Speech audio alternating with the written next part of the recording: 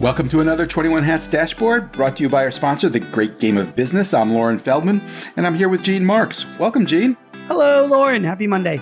Happy Monday. Great to have you here. Gene, you've been pretty bullish on AI and the cool stuff that some of which we can already do, that eventually we'll be able to do. But you recently wrote a piece for Forbes in which you strongly advised business owners to stay away from Microsoft Copilot Pro.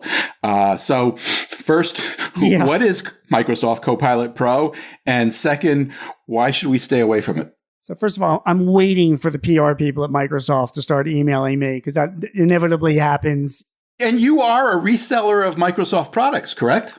Yeah, my company is a Microsoft partner. So, I just want to tell you that's just is what it is. But so let's take a step back about Copilot Pro, right? So if you own Office, Microsoft released their AI edition to Office. It starts at $20 a month for an individual, and then it goes up, after that. And it promises to do all these really, really cool things that I know it will eventually do. I mean, for example, it will help you craft emails, like maybe if you're going to OpenAI and asking for help, a better way to say an email, it'll have that just embedded into Outlook. It will help you create great, quotes and proposals in Word, for example. It will help you attend more than one meeting at the same time in Teams. It will help you build a PowerPoint in seconds, right? I know we're all chuckling at this. And then the same thing with Excel, which was the base of my article, is like you're supposed to go into an Excel. I'm an accountant here because that's what interested me. And you'll be able to ask it all sorts of questions and it'll magically give you analysis and prepare graphs and all that kind of stuff. So spoiler alert, can you see where I'm going with this, Loren? I think I can. Right? With this release? It's not happening. What's the problem? Well, I'll tell you, the problem is Microsoft. For ever since I've been in the IT world, and you don't even have to be an IT person to appreciate it. Like the obvious joke was you never buy a Microsoft product when it first gets released. You know that, right? Well, that's true of a lot of products, though, not just Microsoft, right? Yeah, but Microsoft started it. I mean, They just would put out like shitty products that were all buggy, and then they would let the users do the bug testing for them, and then they would come out with new versions until they finally got it right. And I was always like, have we gotten over that, man? Like that was like back in the 90s, are we, you would think with all the tools together, this would have changed. And for the most part, it has. I mean, when Microsoft releases products nowadays, they are better quality, but not this Copilot Pro. And the best things there, first of all, if you Google around, lots of people are complaining about its performance, that it's not returning the right information. And then I dug into it further and I found this great video from this guy that he's like a tech nerd. He's got like a ton of followers. He's got a popular YouTube site, and he I don't have his name in front of me, Loren. I'd like to give him a shout out if when I see him. But it's in the Forbes article that you wrote. If somebody Googles that. It was in the Forbes article. Yeah, I linked to the video. Anyway, the guy was like, "Hey, man, I'm a big fan of Microsoft. Like, let me check out, Copilot Pro with Excel." And like, he just hit wall after wall, first he installed it, but it wasn't showing up because you had to like go into some, obscure setting in your account to enable it. Like, who the hell knows that? And then secondly, like, he's like, okay, I got a spreadsheet. He started out with like 1 million rows on his spreadsheet, and then it did nothing. It just sputtered. And then he went all the way down. He tried different rows on a spreadsheet with spreadsheets of different size. He finally got down to a spreadsheet of 500 rows, which is not very big. You want to run AI on something. I mean, and it finally worked, but it didn't even work that well there. Like the returns, the stuff he was getting wasn't that good. And then you could tell his growing frustration, I think what he found was that if you just use the data that Microsoft supplied you, it would work fine. But if you were trying to input your own data, it was a disaster. Yeah. Now, in Microsoft's defense, they put in these little tiny postscript to their blog that for the launch, that Microsoft, the Copilot Pro for Excel was in preview, mode. You know what I mean? So that's their out saying like, this shit don't work, but we're still going to charge you for it. It just doesn't work, but it's okay because we said it's still in preview mode. So this guy's like using it. He's banging his head against the wall. And then then he talks about security. Like, apparently you can only use it if you upload all your data to, surprise, OneDrive, or SharePoint, one of Microsoft's, products. You have to upload it to that. Where if you have an individual license and you don't have, their new version of Active Directory, it's called Intra ID. It's not secure, like anybody can get to it. Microsoft can use it. It's I don't know. So I'm like, oh my God, what a clusterfuck. So I wrote this piece that basically said, listen, you're a business owner. You got better things to do with your time right now. AI is great. It's going to be even better. It's super. Just first of all, figure out what you would want to use this stuff for anyway. Like who would be using it? What's the return on investment? What's the benefit of using a Copilot Pro? And there's many depending on your business. And then wait probably throughout most of 2024. Wait until Microsoft gets its shit together and then releases a product that actually works. And then go into it. Now, otherwise, you're just going to be banging your head against the wall. And any employees that you have that were tentative about AI, it's going to scare them away. They're going to go back to an abacus, to use for their analysis. So that's my recommendation. Stay away. Is Microsoft currently aiming this at small business owners? Sure.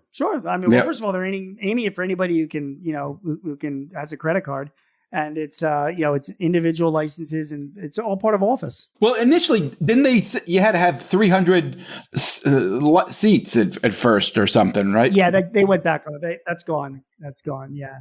Yeah, it used to be like it was for large businesses, but they pulled that back. So anybody can now buy it and use it. Don't. And bang their head against the wall. Yeah, I mean, read my columns if you want in Forbes, because I'll be keeping up to date on it. And my job when I speak about this, and I'm speaking a lot about AI, and writing about it is, okay, here's how it's progressing. So here's what you need to know. And then, your job is to kind of keep up with this stuff because it really will have a dramatic effect on your business once it works. And once you figure out how you're going to, deploy it and utilize it, it will be a big benefit, but I wouldn't rush into it right now because everybody's still flailing around with shit that doesn't work. So there. Do you have any good AI news for us? Is there anything that you've done or that you've seen somebody else do that we should know about? Yeah, anything exciting? Okay, so there's a lot of good AI applications that are in development right now. There are a lot of good startups. I wrote about one in Forbes a couple of months ago. This startup that's integrating AI with multiple construction industry applications, so that you could give it a prompt query, ask questions about jobs and projects, and it uses all this data from various applications, puts it into its own large language model, and then you can use it to do, hey, we had a job like this in the past. What spec should we use for a similar job? And it starts coming back to you like ChatGPT was in a conversational way. That's cool stuff. But like everything else, we're still early days. ChatGPT came out at the end of 2022, Yep. We're just here at the beginning of 2024. So it's just like when the iPhone came out, like in 2007. I mean, it really took a couple of years before applications were really utilizing it, where we were paying for stuff and booking stuff. And, there's really reliable apps on those devices. It's the same thing with AI. Just going to take a little bit of time. So I'm excited by the future. I really am. But everybody's just got to hold your horses. Correct me if I get this wrong, but I think, hasn't ChatGPT created kind of its own app store so that you can create your own apps with the AI function and use your own data? Do I have that right? You do. So what they did is, first of all, ChatGPT has its own large language model. All of the big tech companies, Amazon has Anthropic, and Facebook has Llama, and Google. All the tech companies are building their own large language models, and they're licensing out to people and partners that want to take advantage of it.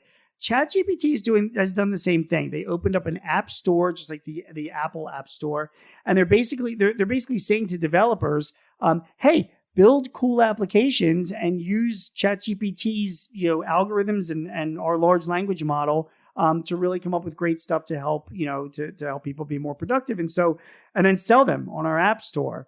And so they just launched that at CES, at the Consumer Electronics Show, just a couple of weeks ago. And that is exciting because if we go to it, and that's another something, you ask me every week stuff I'm going to be writing about. It's on my list. I'm waiting like a month or two, and then I want to start digging through that app store and say, okay, here are 10 actual, chat GPT apps that will help you in your business, but I need to give it time for people to actually develop them, That's exactly what I want to read. I will look forward to that. All right. You also wrote recently about the topic of embezzlement. You noted a bunch of recent cases that have gotten publicity of businesses where an employee has been stealing from the company. And you had a really interesting suggestion for a way to avoid this. Tell us about that. Yeah, I mean, I love this. I'm fascinated by people who steal money from their employers. I find it fascinating. How do they do it? How do they expect to get away with it? How do they sleep? I mean, I would be just beside myself, but it's sort of like this, cowboy kind of thing. Even if it's a little old lady bookkeeper, there's something pretty, I don't know. It's pretty wild. But it's not great for the employer. The Eugene Weekly, which is a weekly paper in Eugene, Oregon, they had to stop operations because their accounting staffer stole $90,000 and they didn't even know it.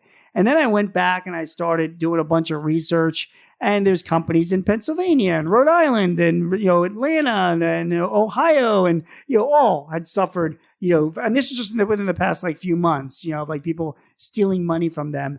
And I know how it gets discovered. It's not all the time disclosed in the articles because who wants to talk about this to the press if you've been, you've been conned. But it's almost always you discovered through this.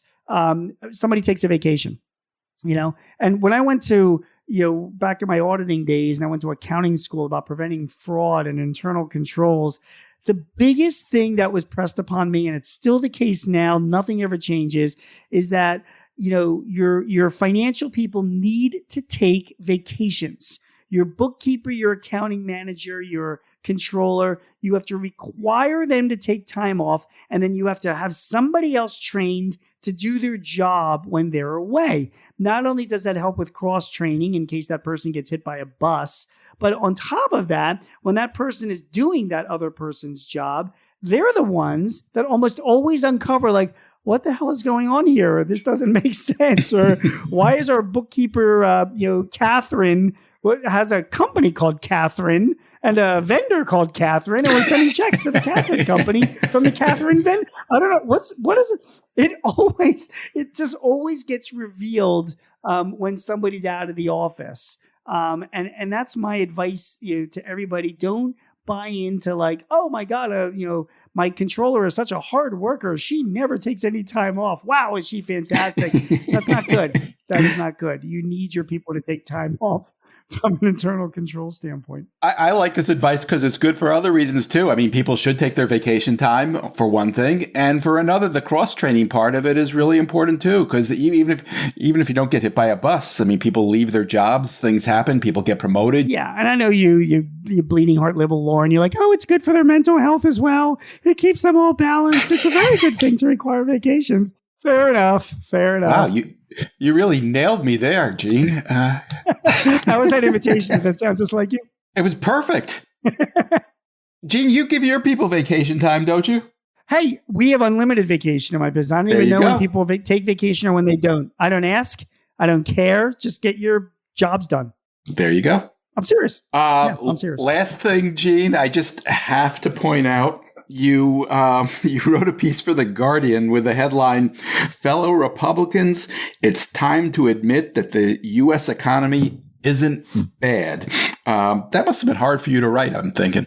No, it wasn't hard for me to write, Loren. Thank you for even thinking about that. First of all, and by the way, yeah, I'm a Republican. The title is "Fellow Republicans, it's time to admit, the economy is bad."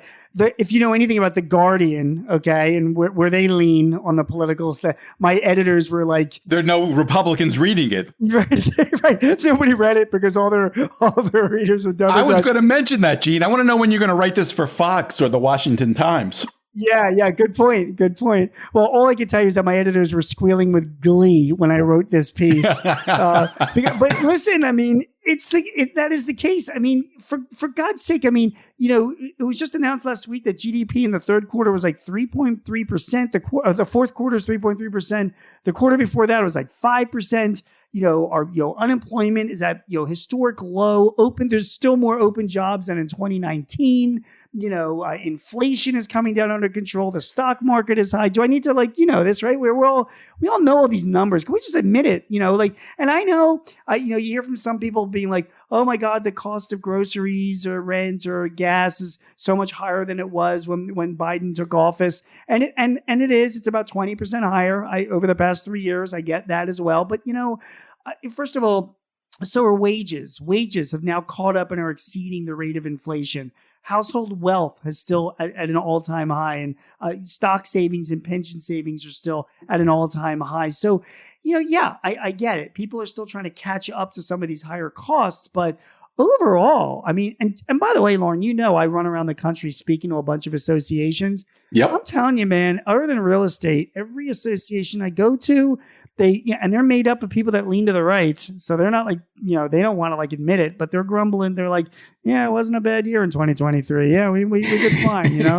So the economy's strong right now. We have to admit that. I'm just to my fellow Republicans, there's a lot of stuff you can complain about with President Biden, but I don't know if you should be using the economy as one of your things. I'd pick some other issues, that's my opinion. You like to get into the politics of it.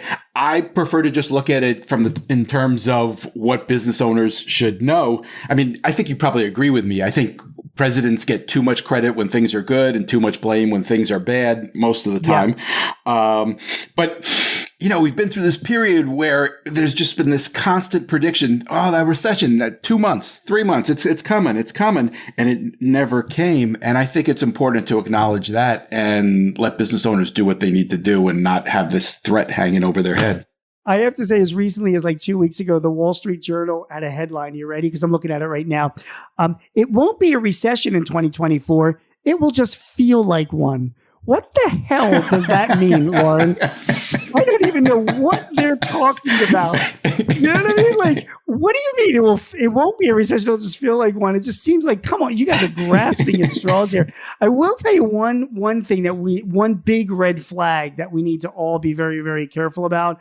Just last week, in I think a CBS News interview, Treasury Secretary Yellen said that 2024 is going to be a very good year for the economy. And given her track record, I think we should be battening down the hatches. I have a lot of concern. Look, there are always red flags out there. You could always point to something if you're looking for it, but I think you got to acknowledge what you acknowledge. The basic metrics are looking pretty good. They really are. They really are. Gene, you already told us one thing. Is there anything else that you're working on that we should know about to look for? Yeah, this week I'll be writing a piece for the Inquirer about the EEOC's new harassment rules, which are taking place, which are a whole bunch of fun. So that should be of interest. So that's the thing I'm focusing on right now. There was an outrageous case in California. I don't remember the details now. I think the Wall Street Journal wrote about it. Somebody wrote about it. Yeah, I mean, just as a spoiler alert. I mean, the EEOC is coming out. They will be effective probably the first quarter. Where your employees' behavior, if they're harassing other employees, is going to be the owner's responsibility. The company's responsibility, and that even extends to their behavior out of the office. So I spoke to a couple of attorneys, and I'm going to be writing this up with some advice. I'll be eager to see that piece, and I'm sure all of our listeners will as well. Gene Marks is a CPA who writes weekly on small business for The Guardian, The Hill, The Philadelphia Inquirer, The Washington Times, The Chicago Daily Herald, Forbes, and Entrepreneur. You can also hear him on ABC Radio's Eye on the World with John Batchelor. Gene hosts 2 small business podcasts with Paychex Corporation and The Hartford. This episode was brought to you by The Great Game of Business, which helps businesses use an open book management system to help build healthier companies. You can learn more at greatgame.com. Thank you, Gene. Thanks, Loren. We'll see you next week. And have a great week, everybody.